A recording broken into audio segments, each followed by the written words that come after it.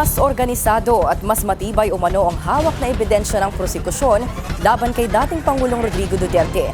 Yan ang pananaw ng isang legal expert na naganap na confirmation of charges hearing sa The Hague, Netherlands. Narito ang Agenda Weekend Report ni Mavic Trinidad ng Abante. Kung legalidad ang pag-uusapan, tila marami na ang naniniwalang magtutuloy-tuloy ang paglilitis sa kaso ni dating Pangulong Duterte sa International Criminal Court o ICC. Isa na rito si Attorney Domingo Cayosa, dating Pangulo ng Integrated Bar of the Philippines, na nagsabing maayos at organized ang pagkakalatag ng prosekusyon sa kanilang mga ebidensya laban sa dating Pangulo.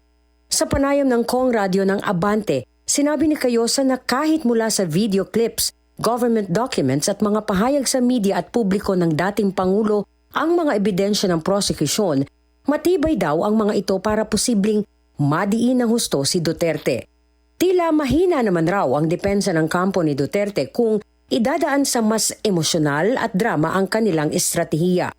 Hindi nakikita ni Cayosa ang pananaw ng kampo ni Duterte na politically motivated ang pagdadala kay Duterte sa ICC sa The Hague.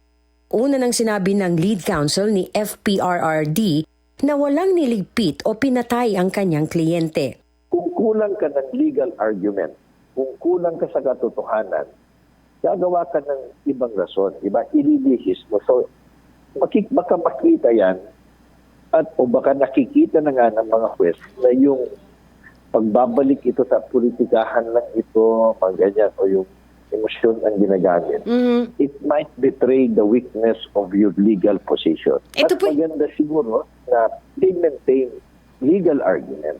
Maliban dito, sinabi ni Cayosa na mas malaki ang nakikita niyang tsansa ng prosecution na manalo sa kaso kung gagamitin nilang testigo mismo si dating Pangulong Duterte.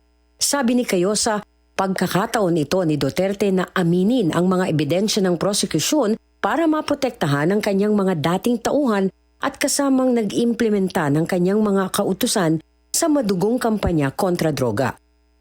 Para sa Agenda Weekend, Mavic Trinidad, Abante.